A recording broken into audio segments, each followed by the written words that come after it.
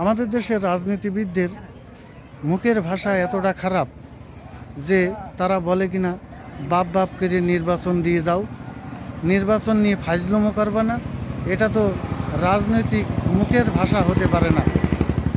তাই আমি রাজনীতি ভাইদের বলবো যে আমাদের অবশ্যই মুখের ভাষা অন্তত সামঞ্জস্যপূর্ণ হয়, এটা আমাদের অবশ্যই খেয়াল রাখতে হবে।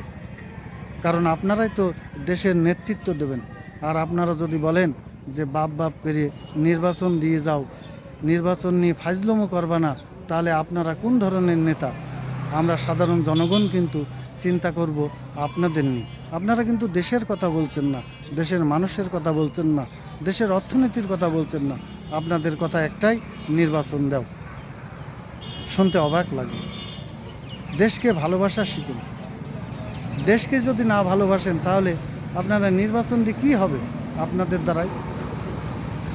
আর মুখের ভাষা ঠিক করুন। ধন্যবাদ।